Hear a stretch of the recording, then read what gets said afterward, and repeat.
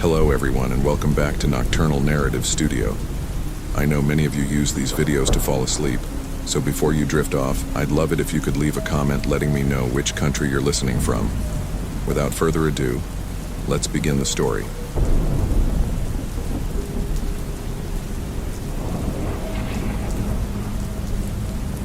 I didn't expect to find anything strange when I bought the house. Not at first, anyway. The realtor didn't seem to know much about the property's history, just that it was an old Victorian, sitting in a quiet neighborhood a bit outside of town. It was big, much bigger than I needed, but that was part of the charm. It had character, and I thought I could fix it up, make it mine. The price was right, and I was eager to get started. Moving in was the easy part. The house was perfect in its own way, the kind of place where you could already feel the weight of time pressing into the walls. The rooms were huge, with tall windows and dark wood floors. The backyard was sprawling, with a few trees and a large shed in the corner, which I knew I would eventually turn into a workshop. The only real issue was the basement. It was accessed by a steep staircase that led down into darkness. The door at the top of the stairs was heavy, made of thick wood, and had an old-fashioned latch that I had to tug on just to open. I didn't think much of it at first. Everyone has a creepy basement, right? It was just part of the house's character. But when I finally took the time to explore the basement, I realized it wasn't just old, it was neglected. The air down there was damp and stale, and the stone walls were cracked in places. Cobwebs hung from the rafters, and the floor was covered in dust. But beyond that, it felt off. It wasn't the kind of place you wanted to spend much time. And still, I needed the space for storage, so I began bringing down boxes and furniture I wasn't yet ready to deal with. That's when I found it. In the farthest corner of the basement, hidden behind an old armoire, I discovered a door. It wasn't the usual basement door. It was smaller, less conspicuous, and looked like it hadn't been opened in years.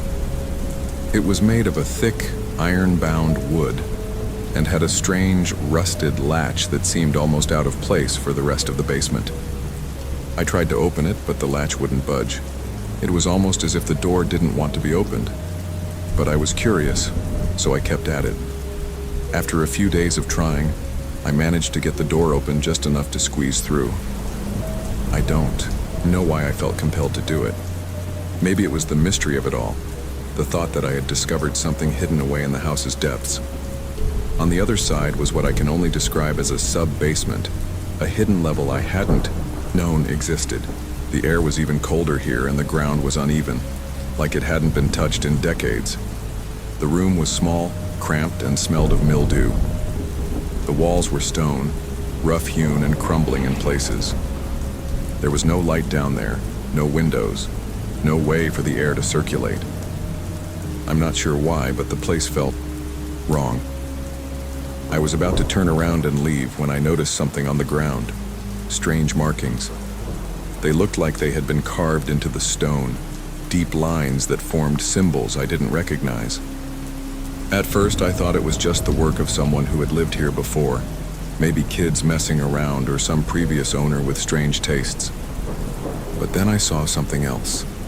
In the farthest corner of the room, behind a large pile of debris, was a small wooden crate. It wasn't much to look at, just a simple box, but something about it made my stomach turn. I couldn't help myself. I approached it, my hands trembling slightly as I pulled away the debris. Inside the crate was something wrapped in old, tattered cloth. I pulled it out, slowly unraveling the fabric, and what I found made my heart stop. It was a doll, but not like any doll I had ever seen before.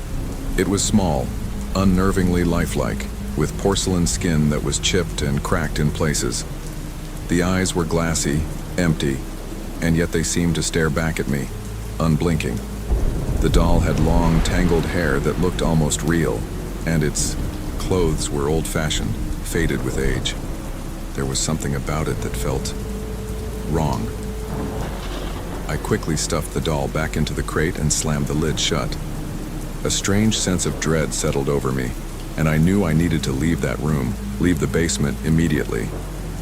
But as I turned to head back to the door, I heard something, a soft scuttling noise, like something moving in the darkness. I froze, every muscle in my body locking up. It wasn't the sound of rats or anything small. It was too deliberate, too rhythmic. My heart raced, and I could feel the hairs on the back of my neck stand up. I turned around, my flashlight trembling in my hands, and that's when I saw it. A pair of eyes, yellow and glowing faintly, peering at me from the shadows. They were low to the ground, too low to be human, but they were there, watching me. I didn't wait to see what it was. I bolted up the stairs, slamming the door behind me and locking it in a panic. For days after that, I couldn't shake the feeling that something was down there in the basement, something that didn't want to be found. The house felt colder somehow, more distant. It was as though it was holding its breath, waiting. I tried to convince myself it was just my imagination, that I was overreacting. But then one night I heard something. It was a scratching sound, faint but distinct. It came from the basement, from behind the door I had locked, and that's when I knew. Something had been living down there, something that had been sustained by the house and by the people who had lived here over the years. It wasn't a ghost, at least not in the traditional sense. This was something older, something more primal. It had been there long before I moved in, and it was waiting for me to come back. I didn't go back down into the basement after that. I didn't even want to. Every time I looked at the door, the feeling of being watched crept over me. But I couldn't stay away forever. A few months later, I hired a contractor to do some repairs on the house, fixing up the cracks in the walls and foundation. I didn't mention the basement, didn't mention the doll, but one evening the contractor called me. "I think you need to come down here," he said, his voice strained. I rushed to the basement, my heart in my throat, and when I arrived, I found him standing near the hidden door. His face was pale, his eyes wide with shock. I didn't know there was another room back there," he said quietly. "But there's something down there. Something alive." I didn't need to ask. I knew. Whatever had been living in the sub-basement, it wasn't done with me. It wasn't done with the house. It had been there for centuries, and now it was waiting for the next family to come, the next residents, and I was just another name in the house's long history.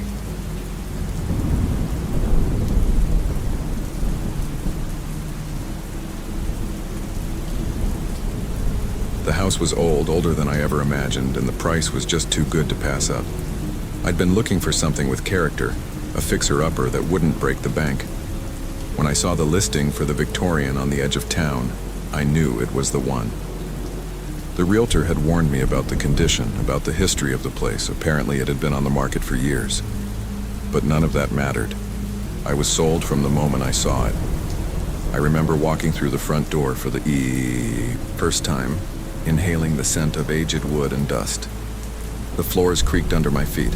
The staircase groaned as if it had stories of its own to tell.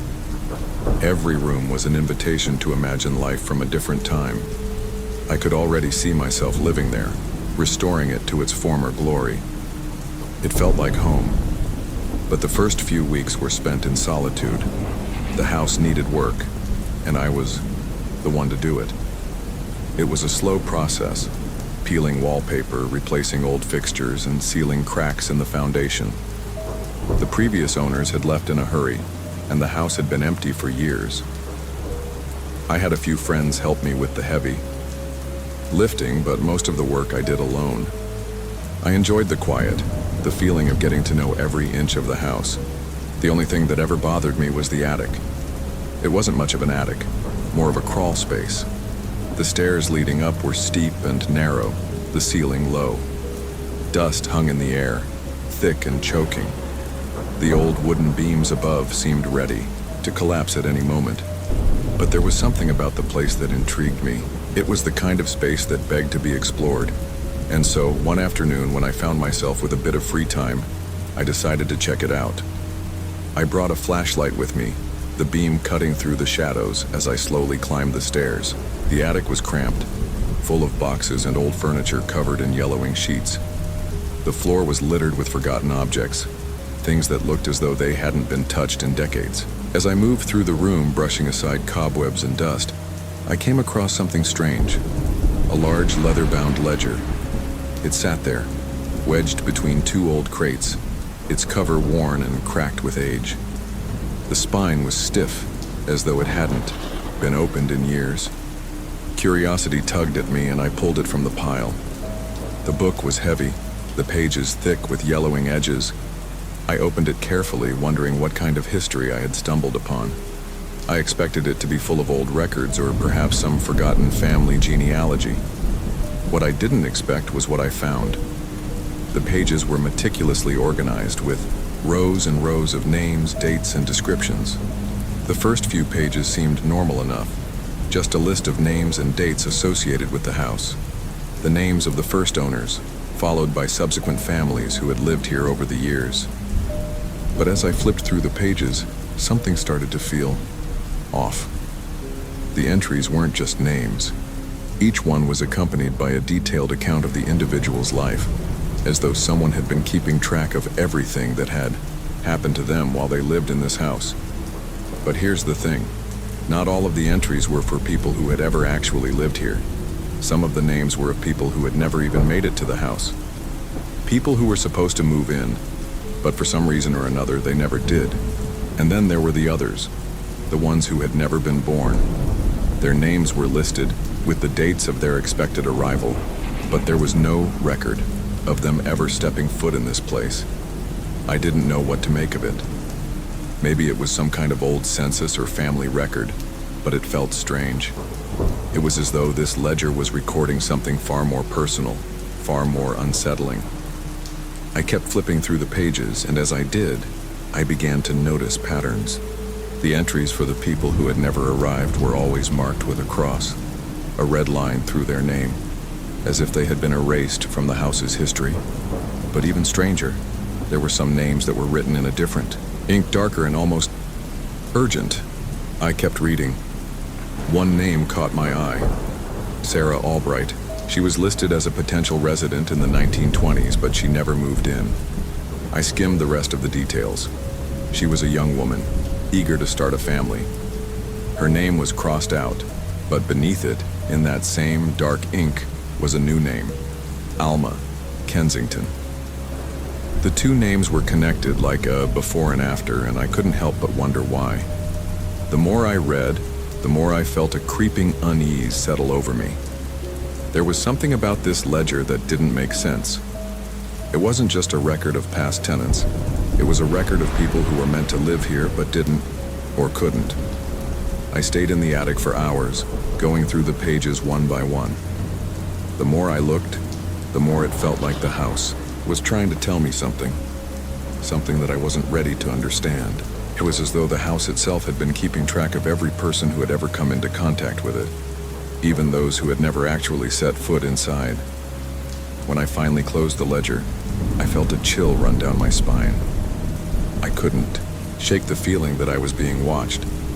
I made my way back down to the main floor, but the air in the house felt different now. Heavier, thicker. I didn't want to admit it, but the house felt alive, like it had a memory of its own, a history that it wasn't ready to forget. That night, I couldn't sleep. I kept thinking about Sarah Albright. Who was she? Why had she never moved in? And why did her name lead to someone else's? The next morning, I went back to the attic thinking I might have missed something. But when I opened the attic door, I froze. The ledger was gone. Panic rose in my chest. I checked the attic again, searched every corner, every box. There was no sign of it. I even checked the other rooms, but it was as if the book had vanished into thin air. I didn't know who could have taken it. I was the only one living there, and I hadn't told anyone about it. Days passed, and I tried to forget about the ledger, but it haunted me. It felt like it had been more than just a book. It had been a map of the house's past, a record of everything that had ever happened here. And now that it was gone, I couldn't shake the feeling that something important had been lost. I began to notice things around the house that I hadn't before. Small things, odd things. The way the door to the basement would creak open on its own. or how the floorboards in the hallway would shift under my weight as though they were reacting to my presence. It was as though the house was trying to tell me something, trying to communicate, but I didn't know how to listen. I found myself returning to the attic over and over again. Each time I searched for any sign of the ledger, but it was always gone. I couldn't understand why I was so drawn to it. It was as though the house had marked me in some way, like it knew I was supposed to be here, that I was part of its story now. One night, as I was heading upstairs to bed, I heard a noise, a faint scratching sound coming from the attic. I froze, my heart pounding. It wasn't the usual creaks of the house settling. This was different, more deliberate. I hesitated for a moment, then made my way up to the attic, the stairs groaning under my weight. When I reached the top, I saw something that made my blood run cold. The attic door was open, and there in the middle of the room was the ledger. It sat on the floor as if it had never been moved. But when I opened it, I didn't find the names of the past. I didn't find the people who had lived here before. I found my own name, and next to it, a date. May 9th, 2025. I wasn't just living in this house. I was part of it now, marked in its pages, just like everyone else who had ever lived here. I didn't know what to make of it or what would happen next. All I knew was that the house had already begun to claim me. I was its next entry, and I was running out of time. Love the story? Show us with a like, hit that subscribe button, and share your scariest idea in the comments. And don't forget to tell us the time and where you're listening from. We want to know where the fear is spreading.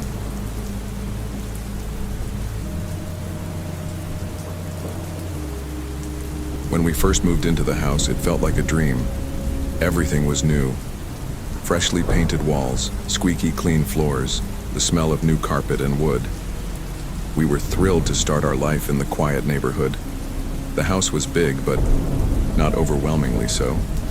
It had this old world charm to it, though. You could tell that the place had been around for decades. The floorboards creaked in places, and the walls, despite their fresh coat of paint, seemed to have stories to tell.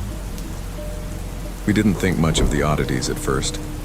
The little things that felt off, a cold breeze when the windows were closed, the way a chair would shift just slightly when no one was around, small things you could easily dismiss or explain away. But then one night it happened. I was in the kitchen getting a snack when I heard it. A voice. It wasn't my husband's voice. He was upstairs in the office, and the kids were asleep in their rooms. This voice sounded like someone was having a conversation right there in the living room. I froze for a moment, listening closely. It wasn't loud, but it was clear enough that I could hear words. "We should move the couch over. Here. Do you think it'll fit?" "Yeah, it'll fit. Just trust me." It sounded so normal, like a casual conversation between two people, but there was no one else in the house. I slowly walked into the living room, expecting to find maybe one of the kids awake or some sort of strange noise. But the room was empty. I checked the windows. Closed. The front door? Locked. There was no one outside. No one on the porch. I went back into the kitchen, trying to shake it off. But then I heard it again. The same voices. This time they were talking about the best place to put a bookshelf. I swear it was like I was hearing a scene unfold that hadn't even happened yet. At first I thought it was just my mind playing tricks on me, so I ignored it. I convinced myself it was some weird thing in the walls, an echo from the house settling. But the voices didn't stop. They continued every day at random times, sometimes during the morning, sometimes late at night. The conversations always felt familiar. Not like something I had heard before, but something that was about to happen. And it wasn't just conversations. There were sounds too. The clinking of plates, the scraping of chairs, footsteps in the hall. It was like I was hearing snippets of the future right before they unfolded in real time. It started getting harder to ignore. I'd hear someone laugh in the hallway only to step out and find the hallway completely empty. I'd hear a door creak open upstairs, but when I checked, no one was there. It was a Thursday when the conversation shifted. This time, the voices were talking about me. "Do you think she'll figure it out?" "I don't know, but it's getting too much to hide." A chill ran down my spine as I stood frozen in place. My heart was pounding. Who was talking about me? Why were they talking about me? The conversation continued like they were planning something. The kids will be fine, we just need to shift things a little more. I don't know why, but I knew this wasn't a coincidence anymore. I knew it wasn't just a voice in my head or some weird, creaky house. I was hearing the future before it happened. I tried talking to my husband about it, but he thought I was stressed, too much on my plate with moving. He didn't believe me when I told him about the voices. He thought I was just tired, so I kept quiet, thinking maybe I was just losing it. But then, the voices began to predict things that did happen. One evening, I heard a conversation about my husband's trip. The voices mentioned how he'd be coming home late and how he'd forget his keys. It seemed so trivial, but when he came home that night, I could barely contain my shock. He didn't have his keys. The next time I heard the voices, they spoke about my son's soccer game, the one I hadn't even marked on the calendar yet. I couldn't take it anymore. I needed answers. I started recording the conversations, and now every time I hear the voices, I record them. I haven't told anyone else about it. It's like I'm waiting for something to happen, something to connect all of this. I don't know what I'm waiting for, but whatever it is, it's coming.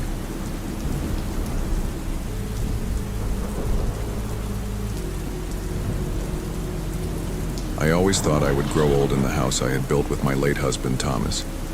After he passed, the house felt emptier, but I couldn't bring myself to leave. It was our home, filled with memories of us, dinner parties, quiet nights, by the fire, and the sound of laughter echoing off the walls. It was where our life together had happened.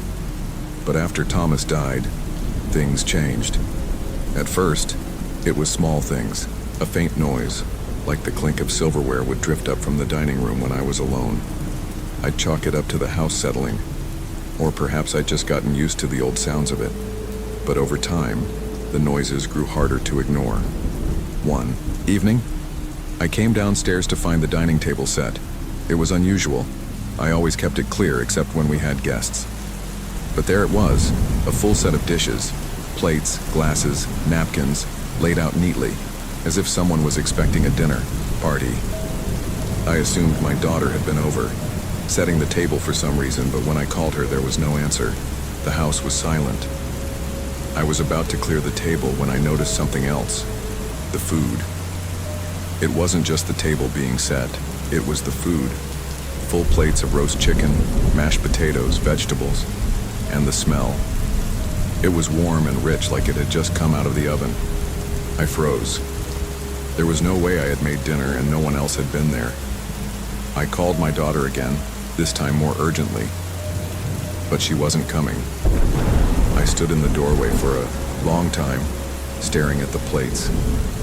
Something in the back of my mind whispered that this wasn't right, but I couldn't bring myself to move. I walked closer, and that's when I saw it. A shadow moved across the table.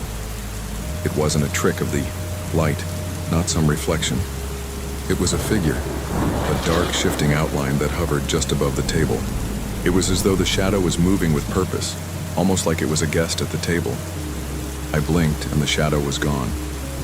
I was so shaken I couldn't bring myself to touch anything on the table. Instead, I backed away slowly and went to the kitchen, gripping the counter for support. That night, I didn't sleep. I stayed up watching the dining room from the doorway, waiting for any sign that the strange scene had been a trick of my tired eyes. But nothing else happened.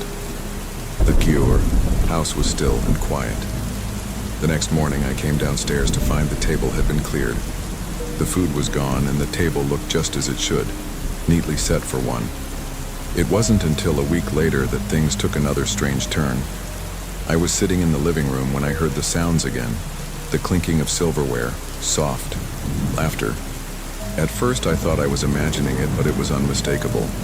The sound of people dining, talking, moving around the table. I could even hear soft murmurs of conversation, low, like someone was trying to be quiet. I stood up, my heart pounding, and walked to the dining room. The table was set again, but this time there were more people. A full dinner party. The chairs, were occupied, though I didn't recognize any of the faces. They were blurred, like my mind was having trouble fully processing their features. They ate and drank and spoke, but their voices weren't clear enough to understand. They seemed to be having a conversation, but I couldn't hear the words. It was like watching a movie on mute. And then, as I stood frozen in the doorway, something even stranger happened. One of the figures looked directly at me. It was a woman, and her face was so familiar, yet I couldn't place her. She smiled at me just a little before turning back to the conversation. That's when I realized the food wasn't just there for show. The plates were being eaten, the people were consuming the food, and it was disappearing right before my eyes. I felt a wave of nausea rise in my throat. I couldn't tear my eyes away even though I knew I should. Then, without warning, the figures began to vanish one by one. The room grew colder, and the shadows flickered out, leaving the table empty. The dishes remained, though, still piled, high with remnants of food that had vanished as quickly as they appeared. That night I sat at the table waiting for something to happen. I couldn't explain what had occurred, but I knew that I wasn't just imagining it. Over the following weeks I began to notice something else. There were photos, new ones, family portraits, snapshots of moments I couldn't remember. The images weren't of people I knew. They were of other families, other people who I had never seen before. These photos began to appear on the table, scattered among the dishes and glasses. I'd find them in places I hadn't seen them before, on the mantle in the living room, even tucked into the corners of drawers. They all showed families eating together. Some were laughing, some were serious. And in every photo, the faces of the people seemed familiar, but always just out of reach of my memory. One day I found an old photograph in the silverware drawer. It was of a man I didn't recognize, but there was something about his eyes. They were so familiar, so intense that I couldn't stop staring at him. Then I realized, that's Thomas. It was an old photo from before we had even met, before I ever moved into this house. The man in the photo, Thomas, was sitting at the same dining table that I now sat at. Only I wasn't there. It was just him, alone, dining with shadows I didn't recognize. I don't know if I'll ever fully understand what's going on in this house. All I know is every night the table is set again, and every night the guests arrive. They never speak to me, but they're always there, always eating, always leaving new photos behind.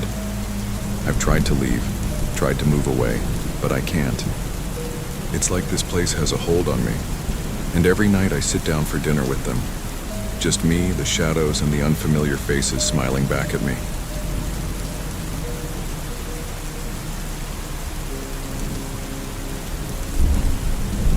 When I first heard about the foreclosure, it seemed like a good opportunity. A house that had been abandoned, left to fall into disrepair. The price was low, too low to pass up. I had been searching for something affordable, something I could turn into a home. And this house was perfect. Old, full of potential, with a large yard and plenty of space. The neighborhood wasn't the most glamorous, but it was quiet, and there was a charm to the place that I couldn't quite place. It felt like the kind of house that had seen years of life, of family gatherings, of memories.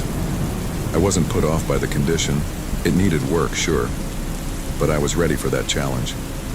What I didn't know was that the real work would begin the moment I moved in. The first few days were nothing out of the ordinary.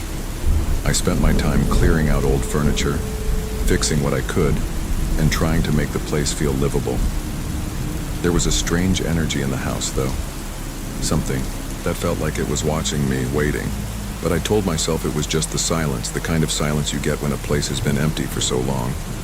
I was settling in, adjusting to the rhythm of life in a new house. That's when I began to notice the strange things. It started with small stuff. Doors that I was sure I had closed would be open. Things I'd left in one place were suddenly somewhere else. But I brushed it off, thinking maybe I was just absent-minded, or maybe the house itself was just settling. It was an old place after all. But then things started happening at night. It was late, just past midnight, when I heard it. The soft sound of footsteps coming from upstairs. At first I thought it was just the house creaking, the floorboards shifting as the temperature dropped. But the footsteps were too deliberate, too consistent. Someone was walking upstairs. I froze, my breath catching in my throat. I was alone. There was no one else in the house. I grabbed my phone and checked the security cameras, but there was nothing. No movement, no sign of anyone. The house was still, silent, but I couldn't shake the feeling that I wasn't alone. The next night, the footsteps came again. And the night after that. Always the same, soft, deliberate, as though someone was walking around upstairs just out of sight. I couldn't take it anymore. I called a local contractor to come in and take a look. Maybe it was an issue with the foundation, something I hadn't noticed when I bought the house. When he arrived, I asked him to check the floors, the walls, the entire structure. He spent hours inspecting everything, but in the end, he couldn't find anything. "It's an old house," he said, shrugging. "Old houses settle, they creak, they shift, it's nothing to worry about." But I knew it wasn't just that. It wasn't the house settling. It was something else. Then, one afternoon while I was cleaning out the attic, I came across something that changed everything. There was a small old trunk hidden in the corner. It wasn't particularly large, but it was covered in dust and cobwebs, as if it had been left untouched for years. I didn't think much of it at first, but when I opened it, I found a collection of old photographs and documents buried beneath layers of fabric. I spread them out on the floor, trying to make sense of what I was seeing. The photographs were of a family, parents, a young boy, and a girl. They looked familiar, though I couldn't place them at first. There was something about their eyes, something that unsettled me. The boy was smiling, but it was a forced smile, one that didn't reach his eyes. The parents looked stern, almost haunted. I couldn't explain why, but I felt like I had seen them before, like I knew them. Then I found something that made my blood run cold. A document, yellowed with age, dated back to the 1950s. It was a property deed for the house, but it was signed by a different family. The same family from the photographs. And beneath the names there was a strange note written in faded ink. "The family who lives here will always return, no matter how many times they are driven away." I didn't understand what it meant, but the words felt like a warning, like a promise. I kept looking through the rest of the documents, and that's when I found it. A letter tucked beneath the last photo. The letter was dated just a few years ago, and it was addressed to the current homeowners, whoever they might be. The handwriting was elegant, but it looked rushed, almost frantic. "You are not the first. This house belongs to us. We have never left." I dropped the letter, my hands shaking. It felt like the walls were closing in around me, like the house itself was suffocating me. I had to get out. I had to leave. But no matter how much I wanted to leave, I knew I couldn't. The footsteps returned that night, louder this time. They were no longer soft and quiet. Now they were heavy, deliberate, like someone was walking through the house, pacing back and forth. And then the knocking started. It was a soft tapping at first, like someone was knocking on the walls. But then it grew louder, faster, more insistent, like someone was trying to break through. I ran upstairs, heart pounding in my chest, and that's when I saw it. The door to the master bedroom was wide open. I was sure I had closed it. I was sure I had locked it. But now it was open, and standing in the doorway I saw them, the family from the photographs. They were standing there frozen, their faces pale and lifeless. Their eyes were wide, staring at me with that same empty, haunted look. They didn't move. They didn't speak. I stumbled backward, trying to run, but they were everywhere. They were in the hallway, standing in the rooms, filling the house with their cold, lifeless presence. The house had become their prison, and now it was mine too. I couldn't escape. No matter where I went, they followed.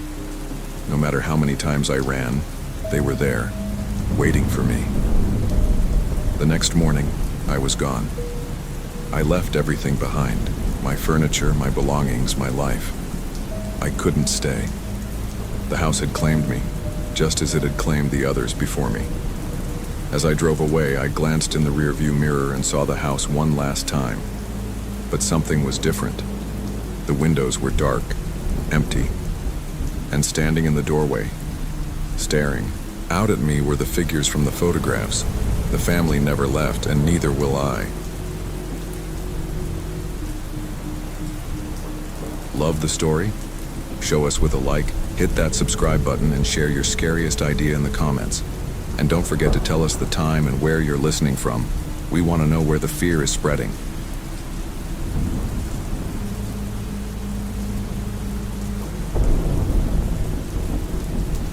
I had always considered myself a practical person. I liked things to make sense, to have clear explanations. So, when we bought the house, I didn't expect anything strange. It was a good deal, an older home with plenty of space for our growing family, the kind of place you could really settle into. But then the noises started. At first they were easy to ignore, just the house settling or pipes expanding and contracting. You know, the usual sounds old houses make. But over time, they became more distinct and definitely more unsettling. It started with faint tapping from the basement. Sometimes I'd hear what sounded like footsteps or something heavier, scraping against the floor. I thought it was just rats or maybe an old furnace acting up. I mean, we'd barely started unpacking and there were still so many things to fix. The basement was always a bit musty, so I didn't venture down there much. It was more of a storage space anyway, but the tapping didn't stop. My husband, David, and I had been spending a lot of time working on the upper floors, trying to get the bedrooms settled and the kitchen organized. The kids were getting used to their new rooms and life felt like it was finally falling into place. That's when the sounds grew louder. One evening while I was putting the kids to bed, I heard it again, a loud thud, followed by dragging. It was unmistakable, like someone was down there moving furniture or shifting something heavy. I went downstairs figuring it had to be something with the plumbing or maybe even the air ducts. But when I reached the basement door, I hesitated. Something about it felt wrong. I don't know why, but I just stood there for a second, listening. The scraping sound stopped, and then I heard it, muffled voices. I couldn't make out what they were saying, but I could hear the distinct hum of a conversation. Two or more people, low and hurried like they didn't want to be overheard. I stood frozen. It was something I couldn't explain. I told David about it the next morning, but he just laughed it off, saying it was probably the house settling again. But I knew it wasn't that. This wasn't just the house creaking. This was something else. We decided to go down and investigate together. When we opened the basement door, a gust of cold air hit me, and I felt a shiver run down my spine. The smell of old dust and mold filled the air, stronger than it had been before. David shone the flashlight into the basement, but it was empty. Just old boxes, some forgotten furniture, and the strange feeling that we weren't alone. We started to move around, checking every corner, but there was no one there. No sign of anyone living down there. Nothing but old junk and cobwebs. That was the first time I thought I might be imagining things. But then, it happened again. A few nights later, I was lying in bed, trying to sleep, when I heard the sounds again. Scraping, dragging, and those muffled voices. This time, I couldn't just ignore it. I grabbed the flashlight and went down to the basement alone, feeling a mix of fear and determination. I was going to find out what was going on. When I reached the bottom of the stairs, I froze. I wasn't alone. In the dim light, I could see shapes, shadows maybe. At first, I thought it was just my eyes playing tricks on me. But as I stepped closer, I realized there were figures standing at the far end of the basement. They were watching me. The figures were human, but not quite. Their faces were blurred, like they were partially submerged in shadow, their features indistinct. They didn't move, just stood there, still as statues. I called out, but no one responded. The moment I took a step closer, the figures vanished. They didn't move, they didn't walk away. They just disappeared into thin air. I ran back upstairs, heart pounding in my chest, and locked the door behind me. The next day, I told David about what I had seen, but he didn't believe me. He thought it was all just stress, that I had gotten worked up over nothing. But deep down, I knew what I had seen. I started doing some research into the house's history. Turns out, the previous owners had lived here for years and were known for being a bit reclusive. No one seemed to know much about them except that they had lived alone and kept to themselves. The more I dug, the more it seemed like they had never really left. One day I found an old newspaper article about the house. The previous owner, an older man, had passed away a few years before we moved in. But the strange thing was, the article mentioned something about the man having lived with a group of tenants who were never seen. The article didn't say much else, just that the house had been sold after his death. I felt sick to my stomach, and then, a few days later, something happened that confirmed my worst fear. While I was cleaning the basement, I found a hidden door. It was tucked away behind a shelf, an old wooden door barely visible in the shadows. There was no handle, just a faint outline of a door frame. I pulled on it, and it creaked open, revealing a small, dark room that I had never seen before. Inside, I found more than just old junk. There were signs of life, clothes, food wrappers, even some personal items. And at the far end of the room, nailed to the wall, was a picture of our family. It was from the day we moved in. But it wasn't just our family. There was a strange man in the corner, someone I had never seen before. The more I looked around, the more I realized just how wrong it all felt. Those figures in the basement weren't just shadows, they were the previous tenants, the squatters who had lived here before us. And they were still here, lurking beneath the house, waiting, watching. We moved out that weekend. I don't know what happened to the house after that, but I can't shake the feeling that the people who lived there before us never really left. And now they're still down there in somewhere, watching, waiting for the next family to move in. I hope it's not you.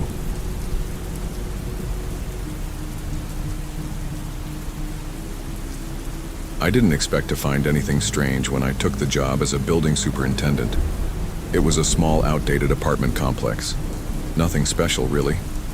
The kind of place you find in the middle of a city where rent is cheap and the tenants are just trying to get by.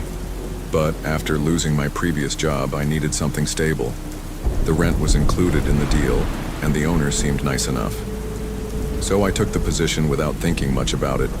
I was given a set of keys to every apartment, and that's when I started to notice something strange. Apartment 13B was, well, it wasn't on any of the building's floor plans.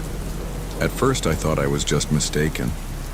Maybe it had been there once, and the plans had been updated. It wasn't uncommon for old buildings to have some weird quirks. I figured it was probably just a mistake, a unit that had been converted into something else over the years. But as the days passed, I realized there was something off about the building. Some of the tenants would talk about it casually, like it was common knowledge, but they never went into much detail. I wasn't sure if they were just messing with me or if they actually knew something I didn't. Still, it felt like something was missing. I checked the floor plans again, and sure enough, there was no mention of 13B anywhere. I wasn't really sure what to make of it, but it started to nag at me. I figured I'd find out eventually. Maybe it was a storage room or an old office, something that had been forgotten over time. One evening, the building owner stopped by, and I decided to ask about it. He was a quiet, older guy, someone who didn't say much but always seemed to know what was going on in the building. "Hey," I asked casually, "what's the deal with 13B? I've noticed it on the keys but didn't see it listed in the plans." He didn't look at me right away, just kind of stared at the floor for a moment. When he did answer, his voice was low, almost like he didn't want anyone else to hear. "It's complicated," he said. "Just don't worry about it," that was all he said. And when I pressed him, he simply repeated that it wasn't something I needed to concern myself with. That was enough for me to realize that there was something strange about this apartment that no one wanted to talk about. I tried to move on, but curiosity gnawed at me. It was like a puzzle I couldn't put down. I began to pay closer attention to the tenants, watching their comings and goings. No one ever spoke about 13B, but every now and then, I'd catch them glancing up at it, when they thought no one was looking. I noticed something even stranger. Some of the tenants seemed to be particularly uneasy when they passed by the door to 13B, like they didn't want to be near it. Then, one day, as I was walking down the hallway, I noticed that the door to 13B was slightly ajar. I froze for a moment, feeling a strange mix of anticipation and unease. The door was old like everything else in the building, with chipped paint and a tarnished doorknob, but it was open just enough for me to see a sliver of darkness beyond. Wasn't sure what I was expecting to find. Maybe it was just another storage room or a closet that had been forgotten over the years.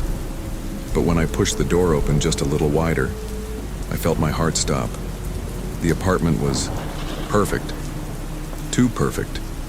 It was clean, neat, and furnished, just like any normal apartment. The furniture looked expensive, almost out of place for the building. The walls were painted a soft cream color, and the floors gleamed like no one had ever lived there. But there was something else, a sense of stillness like it had been frozen in time. I took a cautious step inside, my footsteps echoing in the empty space. The place felt wrong. It didn't belong here. I moved through the apartment, checking each room, but I found nothing unusual. No signs of life, no personal items, just the sterile, empty feeling of a place that had never been lived in. But then I saw something that sent chills down my spine. In the farthest room in the corner near the window, there was a mirror. It wasn't particularly large or ornate, but it had an old-fashioned frame.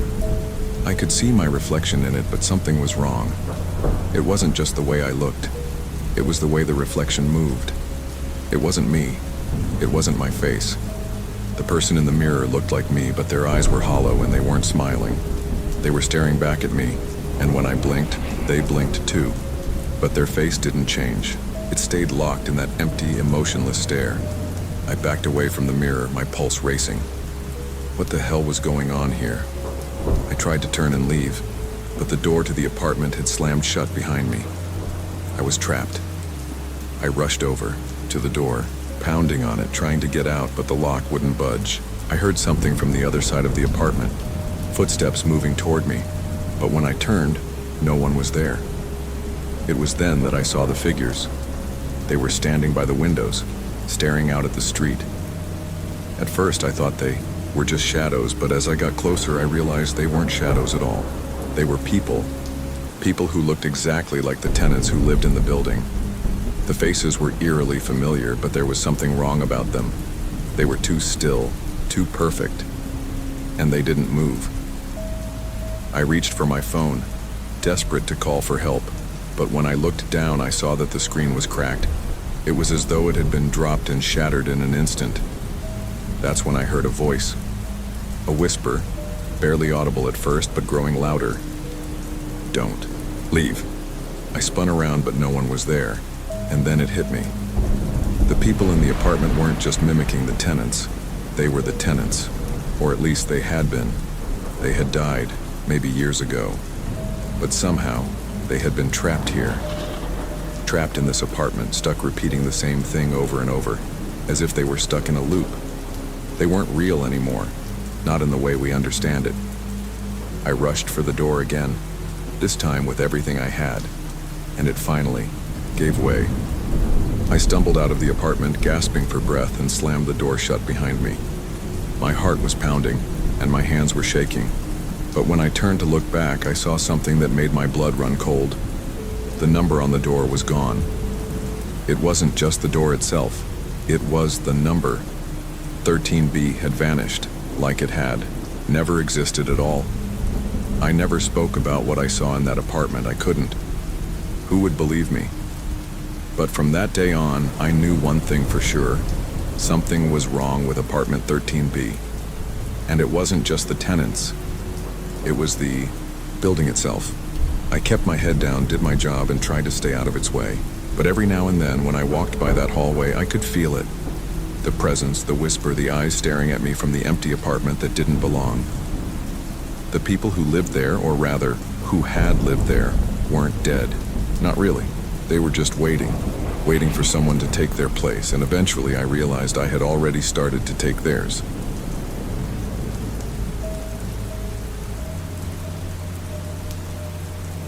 I've always been the type of person who takes security seriously. It's not that I'm paranoid, I just like knowing my home is safe. After moving into the new house, I set up security cameras in every room, every corner. I didn't even think twice about it. It was a nice house in a quiet neighborhood, but you can never be too cautious, right? The house was beautiful, old enough to have character, but modern enough to feel comfortable. 3 bedrooms, a spacious kitchen, a large living room with tall windows that let in a lot of natural light. But something about the place always felt off. Maybe it was just the size. It was bigger than anything I'd lived in before. I kept telling myself that was all it was, the size, the unfamiliar layout. At first, I was the only one living there. My wife, Laura, was finishing up some work, and my daughter, Emma, was away at college. The first few nights I spent alone in the house were uneventful, just me getting used to the space. But one morning, as I was making coffee, something strange happened. I walked into the kitchen and stopped in my tracks. The kitchen door, which I knew I had locked the night before, was wide open. I was certain I'd locked it. I always locked every door, every night. There was no way I'd left it open. But there it was, standing wide open as if someone had entered and then left without a sound. I didn't panic at first. I figured it was just me. Maybe I'd forgotten. But then, I checked the security footage. I pulled it up on my phone, scrolling through the video from the night before. The lock was engaged. The door had been closed. But then, right around 3:45 a.m., I saw it. Someone walking through the kitchen, heading toward the back door. The footage was grainy, but it was clear enough to make my blood run cold. The figure was tall, wearing a dark jacket, and moved quietly across the floor, their footsteps almost inaudible. The strangest part, the figure never touched the door. It was as if the door had opened on its own, allowing the figure to leave. There was no sign of forced entry, no sign of any damage to the lock or the door. But someone had been in the house. I reviewed the footage multiple times, but each time it was the same. The door opened, the figure left, and that was it. No noise, no indication that anything was wrong. Just the figure walking through, vanishing into the night. I couldn't let it go. I checked the locks on the other doors. Everything seemed fine. There was no way anyone could have gotten in without triggering the alarms. The windows were all intact. It didn't make sense. For the next few nights, I stayed up, keeping watch. I kept the cameras on and made sure every door was locked tight before I went to bed. But every night the same thing happened. The kitchen door would be open by morning. I would go through the footage, and again, the figure would appear, walking across the room, leaving without a trace. No sign of any disturbance. No noise. Had to tell Laura. I had to tell her what was happening, even though I wasn't sure how to explain it. I sat her down and showed her the footage. At first, she didn't believe me. She thought I was just seeing things, that maybe the security system was malfunctioning. But I could see the concern in her eyes as she watched the video. It was impossible to deny what we were both seeing. We decided to install more cameras. One in the hallway, one outside near the back door, and a few extra around the kitchen. If there was someone in the house, we needed to catch them to prove that it wasn't just my imagination. But that night, something happened that changed everything. The footage was still clear. I could see the figure walking through the kitchen as always, but this time, something was different. The figure didn't just leave, it stopped at the door. It turned toward the camera. For a brief moment, the figure's face was visible. It was distorted like a glitch in the footage, but there was no mistaking the eyes. Black, hollow, unblinking eyes, staring directly at the camera. I felt a cold shiver run through me as I watched it. I could feel the weight of its gaze even through the screen. Then, just as quickly as it appeared, the figure was gone, disappearing into the shadows of the hallway. I couldn't move. I couldn't breathe. I had seen it. I had seen them, the person or whatever it was, looking directly at me, acknowledging me in a way I couldn't explain. I had never been more terrified in my life. Laura was just as shaken. We didn't know what to do. I checked the locks again, double-checked every window and door, but there was no sign of a break-in, no evidence of anyone being inside. I tried to reach out to the police, but they told me there wasn't enough to go on. The footage alone wasn't enough for them to investigate. Without any physical evidence, there was nothing they could do. But I knew something was wrong. I knew we weren't alone in that house. The figure was coming back every night, and it was getting closer. The next night, I set up a new strategy. I placed more cameras, and I set up an alarm system that would go off if anyone opened a door or a window. I thought maybe, just maybe, that would catch the intruder in the act. Around 3 a.m., the alarm went off. I scrambled out of bed and rushed to the kitchen. The door was wide open again. I checked the footage immediately, my hands shaking as I scrolled through the video. The figure was there, but this time it was different. It wasn't just walking across the kitchen anymore. It was standing still, facing the camera, and it was smiling. The grin was grotesque, stretched wide across its face, unnatural. It was a smile that didn't belong, one that didn't belong to a human. It wasn't just unsettling, it was wrong. And then, it reached out, the screen flickered, the figure stepped forward toward the camera, and then the feed cut out. I didn't know what to do. The cameras were all shut off, and the alarms stopped sounding. I went through the house checking everything, but the figure was gone. The door was closed again. There was no sign of any break-in, but I knew something had changed. I could feel it. That night, I didn't sleep. I sat by the cameras watching the footage, but nothing happened. No figure, no movement. It was as though it had vanished, but deep down I knew it was still there, watching. The next morning, I found a note in the kitchen. It wasn't from anyone in the house, and it wasn't from a friend or family member. It was handwritten in dark ink, the letters jagged and sharp. You are not alone. I don't know who is in my house anymore. I don't know how they're getting in, or if they ever left. But I'm starting to think that maybe it's not just someone breaking in. Maybe it's not an intruder at all.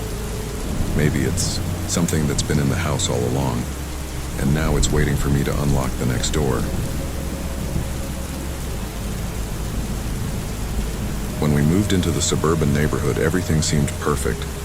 The houses were nice, the yards well kept, and the neighbors all seemed friendly enough. It was exactly the kind of place we had been looking for. A quiet, safe community where we could raise our family in peace. At first, everything was great. We settled in quickly, made friends with a few neighbors, and started enjoying the simplicity of suburban life. It was a small neighborhood, not too many houses, and everyone seemed to know everyone else. It had that small-town charm that I had always longed for. Then came the neighborhood watch. I should have been suspicious from the beginning. They knocked on our door about a week after we moved in. A couple of middle-aged women with clipboards and wide smiles.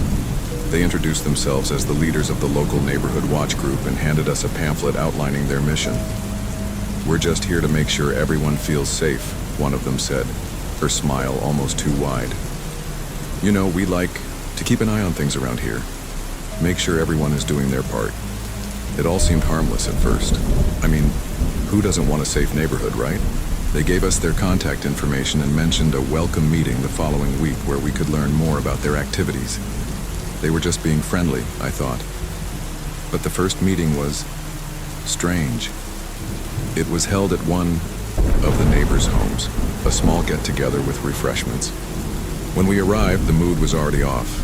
Everyone was too polite, too friendly, almost robotic. No one spoke out of turn, no one disagreed. There was something unnerving about the way they all interacted with each other, like they were all following some unspoken rule. The woman who hosted the meeting, Carol, talked about community enforcement. She explained how the neighborhood watch group had certain rules for maintaining peace and harmony in the area. At first, I thought she meant things like keeping noise down or making sure people took care of their lawns. But then she got into more specific details. "We enforce a strict curfew," Carol said, glancing around at the group. "If we notice anyone out after dark who shouldn't be, we pay them a visit. It's just part of keeping the community safe." I couldn't help but feel uncomfortable. There was something in the way she said it, the casual tone in her voice that made it sound like something far more sinister than just keeping the peace. But the others didn't seem bothered. In fact, they all nodded in agreement. Some even laughed lightly, as if it was just part of the neighborhood's charm. That night, I couldn't shake the feeling that something was wrong. I mentioned it to my husband, but he just shrugged it off, saying I was overthinking things. They're just a tight-knit community, that's all, he said. It's not that weird, but I couldn't let it go.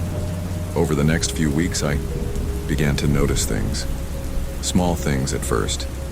Neighbors would stop by our house at odd times, usually just before or after dark, to check in. They'd ask how things were going, if we were settling in okay. It always felt like they were inspecting us in some way, like they were making sure we were fitting in with the group. Then, one evening, after we'd just gotten home from a late dinner, we saw something that made the hair on the back of my neck stand up. It was just past 9 p.m. The streetlights were flickering as I pulled into the driveway. And there, standing in front of our house, was a small group of people, neighbors we had never met before, just standing there, looking at our house. At first, I thought they were just out for a walk or talking to each other, but as I looked closer, I realized they were all staring at us. Not in a friendly way, but in a way that made me feel like they were waiting for something. I stepped out of the car, and the moment they saw me, they all turned and walked away, without a word. Next day, the same group of people came to our door, but this time, they weren't smiling. Their faces were expressionless and their movements were stiff. They said they were here for a wellness check. "We just need to make sure everything is okay," one of them said, her voice cold and flat. I didn't know what to say. I was too stunned to respond. I couldn't help but feel like they were looking for something, but I had no idea what. They stayed for only a few minutes before leaving, but it left a lingering sense of unease. That night, I decided to follow one of them. The man who had been staring at our house earlier, the one who had given me a particularly unsettling look, was walking down the street after dark.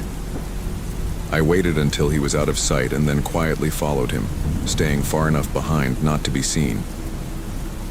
He led me to the edge of the neighborhood, near the wooded area behind the houses. That's when I saw it. A small secluded building hidden behind the trees. I could see the faint glow of lights through the windows, and I heard murmurs of voices coming from inside. It was too far to make out anything specific, but I knew something wasn't right. I quickly turned around and headed back to the house, my heart pounding in my chest. I couldn't stop thinking about what I'd seen, and it left me with more questions than answers. The next day, things escalated. The neighbors were no longer just checking in on us. They were scrutinizing our every move. If we didn't follow their rules exactly, there were consequences. They would visit us again, sometimes just to talk, sometimes to give us guidance on how to be a better part of the community. It felt like we were trapped, like there was no escaping their watchful eyes. I don't know what happened to the previous residents of this neighborhood, but it's clear now that they were part of something far darker than a simple neighborhood watch. This place isn't what it seems, and it feels like there's no way out. The wellness checks have gotten worse, and we've started receiving strange gifts on our doorstep. Homemade candles, jars of jam, things I never asked for. The more I try to resist, the tighter the grip on our lives seems to get. I don't know how much longer we can stay here, but I can't leave. Not when I'm being watched so closely. It's like I'm being pulled deeper into whatever this neighborhood is becoming. One thing's for sure, we don't belong here, and they're going to make sure we know that.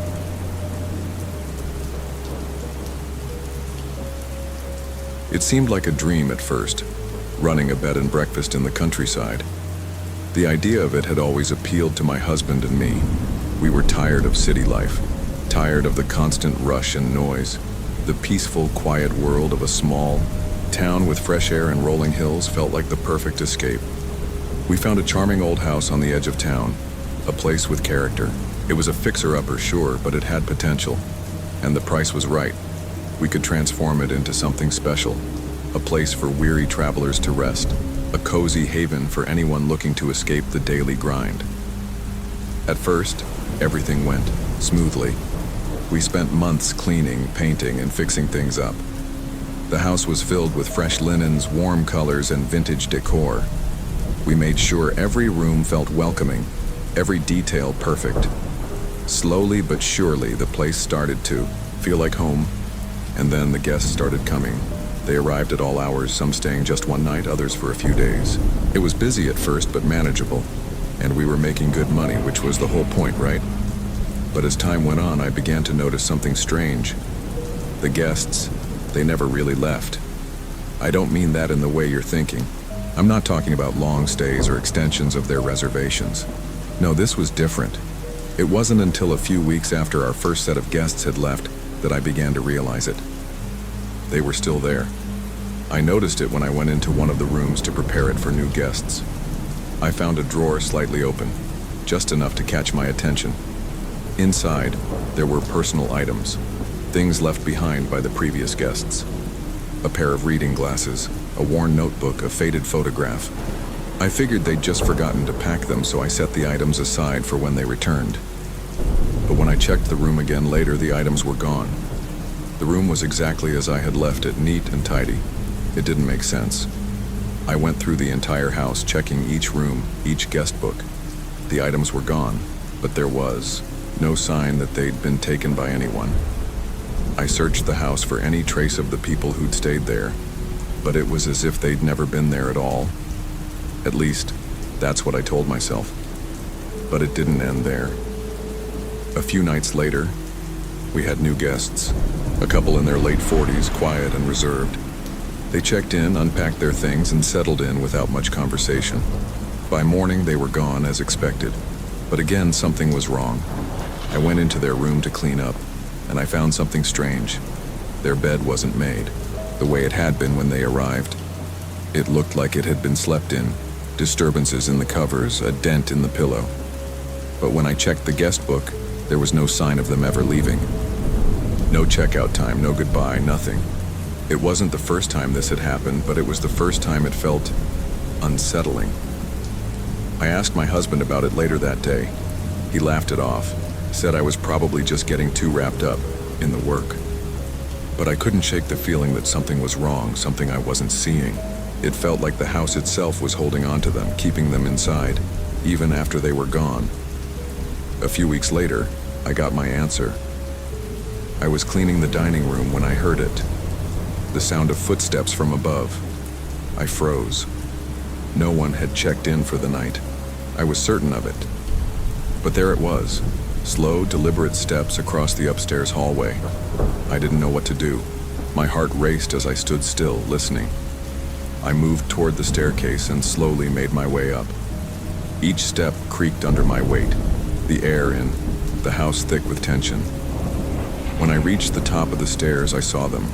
The guests, two couples, were walking down the hallway, just as they had on the first day they arrived.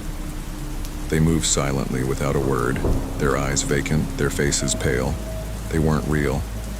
I couldn't bring myself to move. I was frozen in place, watching them. The couples turned the corner, heading toward the rooms where they'd stayed, and then they disappeared. Just like that. I rushed into the rooms, but they were empty. Completely empty. Just like when I had cleaned them earlier that day. No trace of the people who had stayed there. I don't know how to explain it. Since then, it's been the same. The house fills up with guests, but their presence is always fleeting. Their belongings vanish, their footsteps fade, and yet I can still feel them here, in the walls, in the air, walking around when I'm not looking. It's like they never really leave. Like their essences are still here, forever trapped in the house. I don't know how long I can keep doing this. The guests come and go, but the house never lets go of them. And now, I can't shake the feeling that one day, I might become one of them, just another permanent resident wandering the halls, never truly leaving. Thanks for staying with us until the very end. If you enjoyed tonight's chilling tales, don't forget to hit that like button and subscribe for more stories that keep you up at night.